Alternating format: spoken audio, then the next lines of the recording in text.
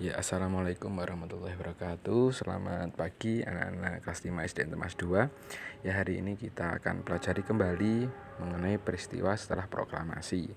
Ya, kemarin kita mempelajari peristiwa heroik ya setelah melakukan perlawanan fisik maupun diplomasi.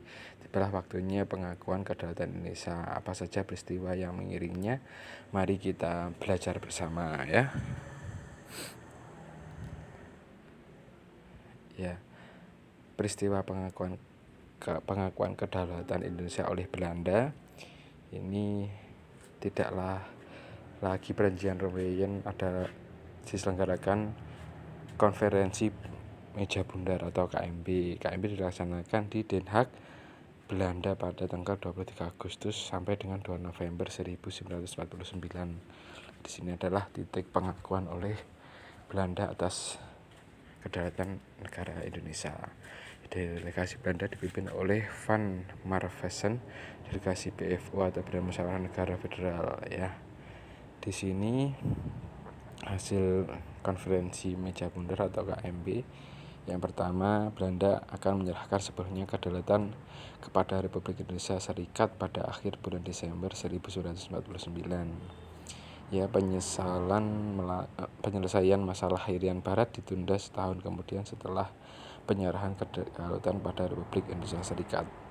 Nah, di sini Republik Indonesia Serikat dan Belanda membentuk uni ya yang dipimpin oleh Ratu Belanda berdasarkan kerjasama sukarela dan sederajat. Ya, Republik Indonesia Serikat harus membayar utang kepada Belanda sejak tahun 1942. Pembubaran KNIL dan memasukkan anggota KNIL ke APRIS ya. Dan kapal-kapal perang Belanda ditarik kembali dari Indonesia. Yang selanjutnya, Konstitusi Republik Indonesia Serikat dipermaklumkan kepada Kerajaan Belanda. Ini adalah gambar peristiwa KMB ya. Selain itu, hasil KMB juga mengembalikan wilayah Indonesia menjadi satu kecuali Irian Barat. Nah, di sini sesuai hasil kesepakatan KMB ini diadakan upacara pengakuan kedaulatan Indonesia kepada Republik Indonesia Serikat ya, sudah diakui ya oleh Belanda ya.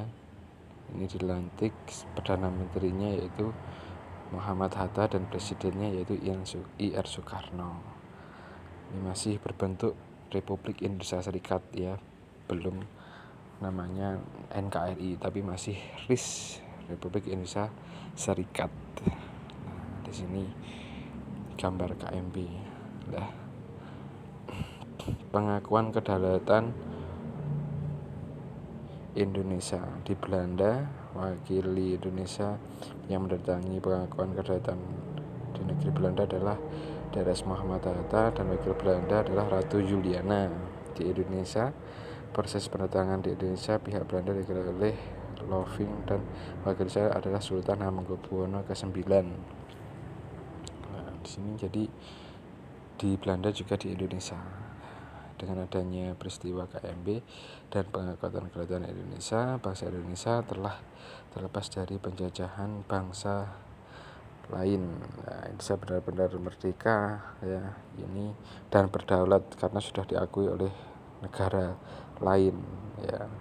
Sebetulnya yang pertama mengakui Indonesia itu adalah negara Palestina ya, diikuti Mesir dan beberapa negara yang lain. Ini Belanda karena penjajah ya, ini sudah akhir-akhir dan mereka tercatat sebagai negara yang mengakui Indonesia karena mereka yang menjajah. Kalau penjajah sudah mengakui, otomatis Indonesia sudah merdeka sepenuhnya. Nah, di sini kita harus bersyukur ya dengan salah satu menyanyikan lagu ya. Jadi para pejuang itu menyanyikan lagu ini ya sebagai nilai sesuatu dengan jiwa dan sikap pahlawan pada lagu syukur ya. ya, nilai cinta tanah air, sikap patriotisme akan muncul saat nilai cinta tanah air sudah tertanam dalam sanubari, sehingga setiap individu akan terpanggil untuk membela dan mengabdi dan melindungi Indonesia dari segala ancaman. Dan nilai yang kedua adalah berkorban dan ikhlas.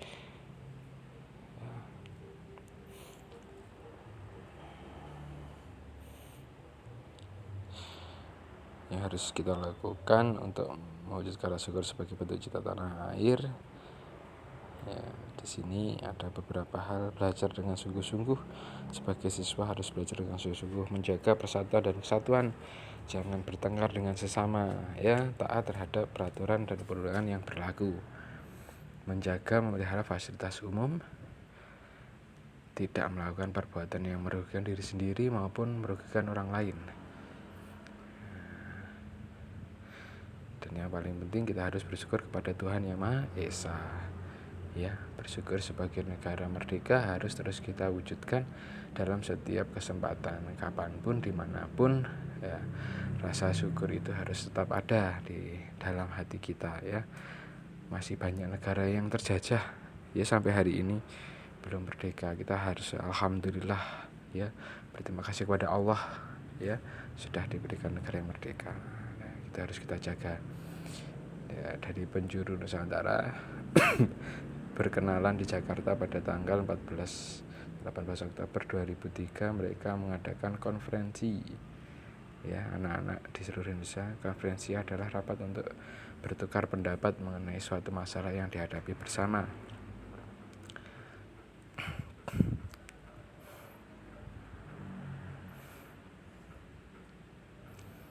Ya, kita sebagai warga negara Indonesia harus bersatu. Kalau ada apa-apa harus dimusyawarahkan bersama, salah satunya dengan konferensi atau rapat, ya. Ini konferensi berteman dalam keragaman. Nah, ini karena Indonesia itu sangat beragam, ya, apalagi yang pertama tentang keragaman agama.